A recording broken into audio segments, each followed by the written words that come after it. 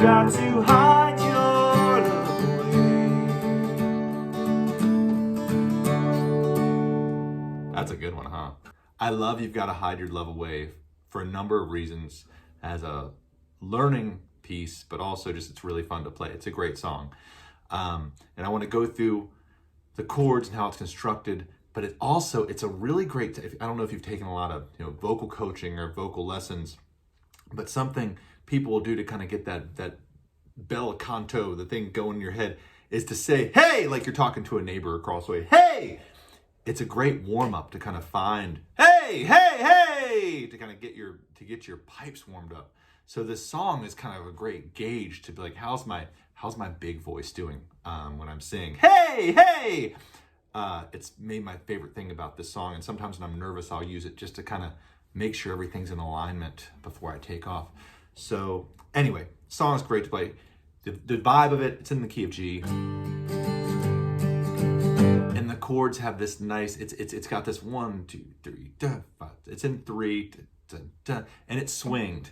Da, da, ga, da, ga, da, da, ga, da, ga. And if you don't know what it means to have the rhythm be swinged, it means that the rhythm, instead of being straight, which would be 1, 2, and 3, and 1, 2, and 3, and 1, it would divide the beat directly in half. Where when the beat is swinged, that the first half of the beat is held longer, usually about 2/3. Da, da, da, da, da, da, da, da, da. We call that a swinged pulse.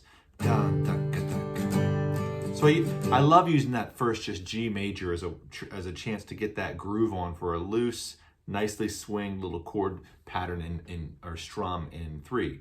Da, da, ga, da, ga, da.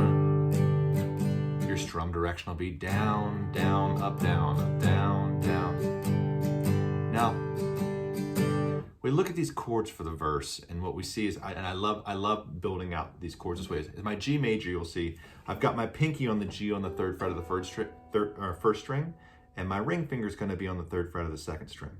Now we're going to use this, it's still just a G major triad, but as we rip our way through it,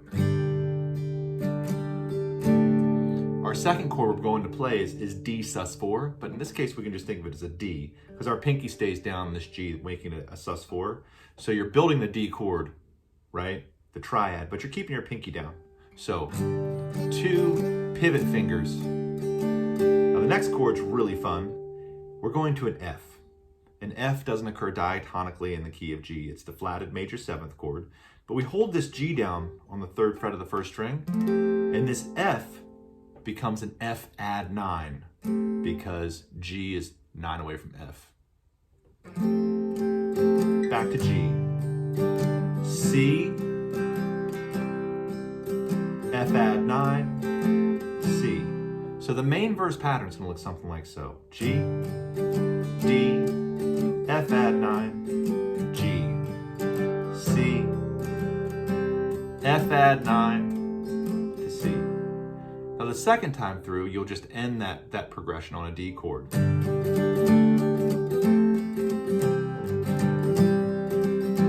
F add 9, C, D. Right now, so that gives us our verse figure for how this is going to work. We have a little connective chord run that's going to bring us into the chorus, which is really fun to play. The second time through, when you get to that D, I'm going to play D, and then I'm going to do a slash chord, which is going to be D/C. And whenever you see a slash chord, that second letter, D is the name of the chord, /C means the C is the bass note. So we're going to walk that bass down the alphabet, D, C, G/B. It's really like G/H. It's just to get that bass going, D, C, B, A, to boom. So we hit that chorus on the G.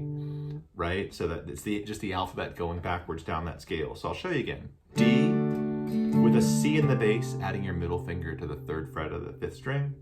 Lift your middle finger and place your pointer finger on the 2nd fret of the 5th string to B. Pick up that pointer finger and just focus on strumming the 5th string. Then we move to G into our chorus.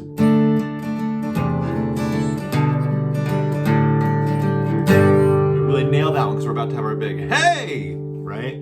So, and this is, the chords for this are going to be C, or G, excuse me, C, D major sus, or D sus4, excuse me, to D, D sus2, D, right? And that D sus4 means you've taken away the note that makes it a major chord, which is an F sharp, and added a G there instead. Then we have our D major triad, lifting the pinky.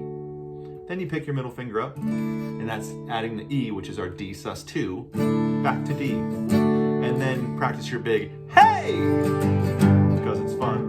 C, D sus4, D, D sus2, D. Now, you may have noticed, and everyone always, when I'm showing people this, they're like, hey, what's that little cool bass line thing you did? Well, what I did is I'm just walking that bass up from the G on my hey. G, A, B, C. I'm connecting those two chords, and it just sounds so nice. So, you've got to hide your love away.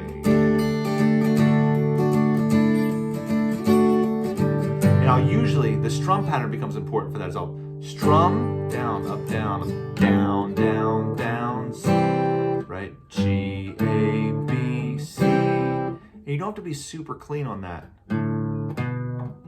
It just sounds really nice as a little connector. So go out on your front porch and just practice your hey, neighbor. Everybody in your neighborhood's going to love it. It's a great song. I hope you enjoy it as much as I've enjoyed showing it to you, and that you have an awesome day. Let me know if you'd like to learn something else. See you soon.